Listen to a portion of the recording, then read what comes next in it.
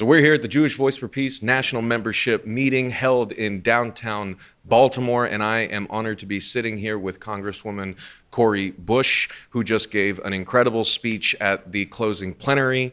Congresswoman, thank you so much for joining me. I know we only have a limited time here, and I wanted to just sort of ask, first and foremost, for our viewers out there who saw your reelection campaign be thwarted by, $8.5 million from AIPAC, amidst other things. What would you say to folks out there who just see the results of that election and think, oh, well, she lost fair and square? Like, what's really going on underneath that? Well, thank you for the question. First of all, there was no fair, there was no square. There was deceit, manipulation, lies, misinformation, racism, bigotry, hatred, vitriol, and it was all okay. There was nothing that was off limits as long as AIPAC got the result that they wanted. They didn't care about how it ripped apart our community, how all of the years of organizing, so much of it was just disrupted, and some of those bonds that people created, it just completely shattered. They didn't care about that. They don't care about that. They don't care that I'm the same person that some of those folks marched with out on the streets of Ferguson during the uprising in 2014 and 2015. They don't care that I am the one who protested the ending of the eviction moratorium in 2021 as a freshman out on the steps of the U.S. Capitol to make sure that 11 million people weren't about to be evicted from their homes when the government could have done something about it. They didn't care about that. They wanted to discredit me, because in discrediting someone that the people trust, then it pulls power not only from that person that they trust, but it pulls power from the people. And so there over $8 million that they put in, plus those that they were working with, it roughly ended up being around $15 million, between $15 and $20 million, which is the numbers that we've seen. And I just want to make this point. To use racism against me, to distort my face on mailers to make me look like an animal, to use lies about my family or me. The thing is this: if you're doing the right thing and you're doing it for the right reason, why can't you just use truth? Why couldn't they? I have no problem with people running against each other. We're able to do that. That's how I won my race. I ran against someone I thought was ineffective. I felt like I could do more. I spoke about what I would do and how I felt I could do it. I spoke about my past and who I wanted to be as a member of Congress. The people believed it because the people saw me as that person, and I won. Around $1.4 million. It took me that much money to unseat a 20-year incumbent whose father was in the seat for 32 years. So 52 years worth of a machine. I spent around $1.4 million to unseat. I won that race with over 4,700 votes. AIPAC and the groups that they were working with, they spent around $15 million. The person only won by less than 7,000 votes. So it took basically 15 times the amount of money to unseat me. It took me to unseat someone who had a 52-year family legacy. So that was the depth of the deceit that they had to use. And I'll say this: never once did they say anything about Israel or Palestine. Never once did they use that in ads. Now, in front of people, they would call me anti-Semitic. People would say, well, what did she do? And they, I don't have anything to show you, but what they would use in the ads was, oh, she's mean to Joe Biden. She wants kids to drink contaminated water from lead pipes. Those were the things that they used against me. And because it flooded the media, our local media, so heavily because of the amount of money, because you would see 4 or 5 ads from my opponent and then only 1 ad from me, the people started to believe, and they were wondering, well, why does he have so much money? Well, why does it? So that's what it looked like. And that's how they were able to deceive the community, to make them think, oh, well, then maybe something is going on that we don't understand. And then they also made people feel like, well, I'm confused, so maybe I'll just stay home. And I want to ask another follow-up question on that, because of course, you and other members of the squad, are representative of a grassroots hope coming from a lot of the folks that we talk to and interview on a weekly basis. This is a hope over the past 10 years that, there was still a possibility of making progressive change through electoral politics. What would you say to folks right now who are feeling despondent and after seeing, AIPAC still amidst all of that, unseat Jamaal Bowman, the richest man in the world, buying his way into our government right now? What would you say to folks who feel like we don't have enough to take on their money? Well, that's what they want us to believe. They want us to fall into this place of just feeling overwhelmed, just believing the chaos.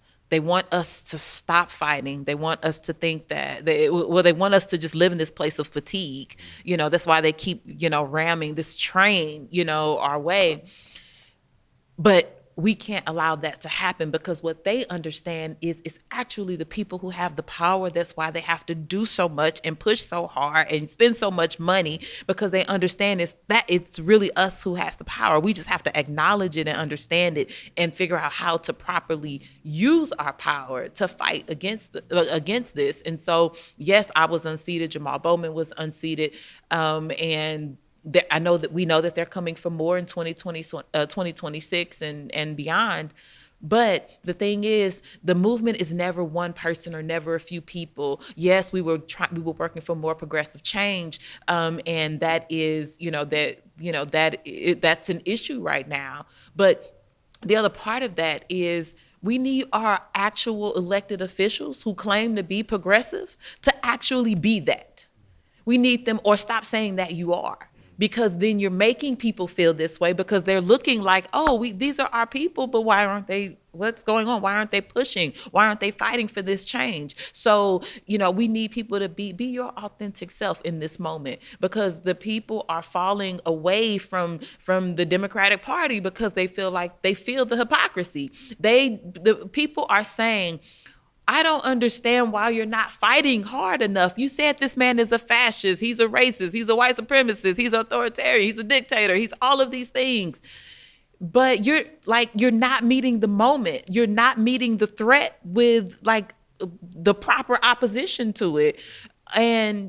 But when they also see that some of these same folks who are supposed to be our quote unquote leaders take money from groups like AIPAC, who are primarily funded by Republicans, who also endorse insurrectionist members of Congress, or people who supported insurrectionists, at least we feel, then the people are like, well, why should I believe and trust in you? Also, if you are cool with allowing a genocide to happen on our watch in our lifetime with our tax dollars, if you are okay with that, then what is your red line?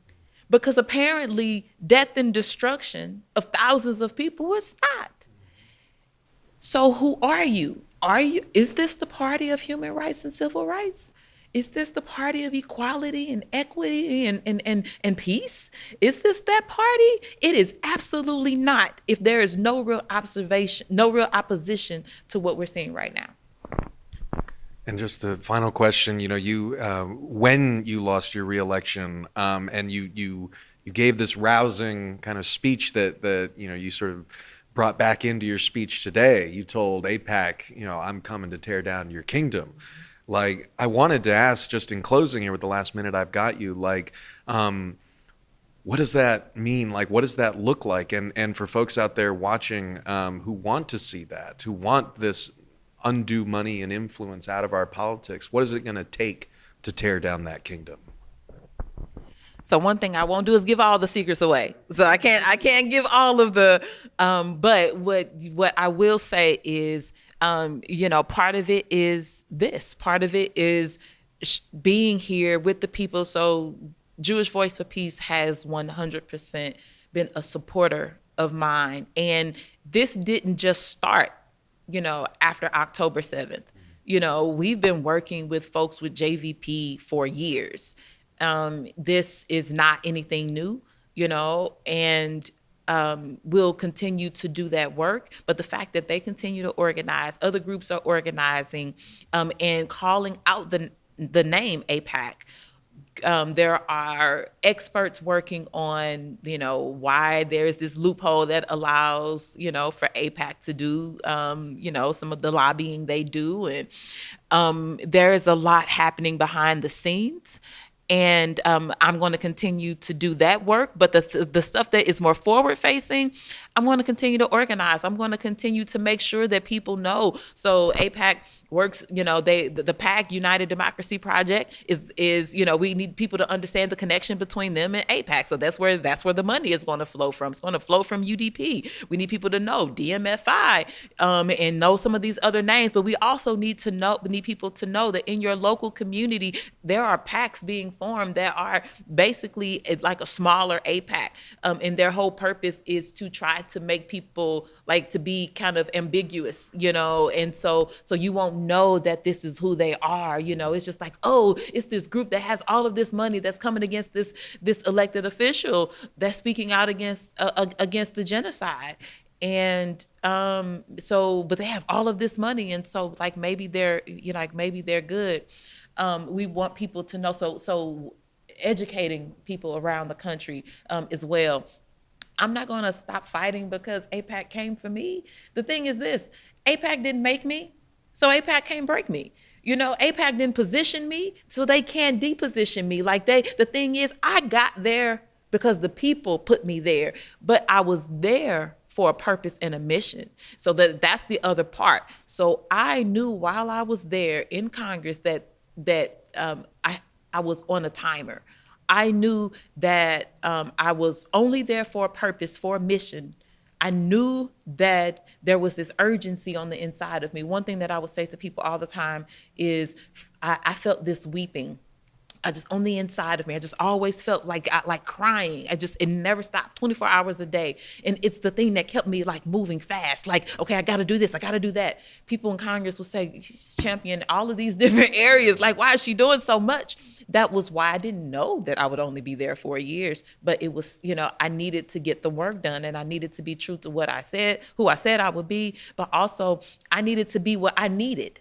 That's what I had to be, what I needed when I was unhoused, when I was hungry, when I was, abused and all of the things. I needed that. I needed what my grandmother needed when she taught me that you never look a white woman in her face, because of what she went through, experienced in Mississippi growing up, and my ancestors before her, through chattel slavery. I needed to be, what they needed. So, and I'll never stop doing that, because the thing is, it's not about me. It's who God created me to be. And that's just everything for me. And so, I'm not afraid.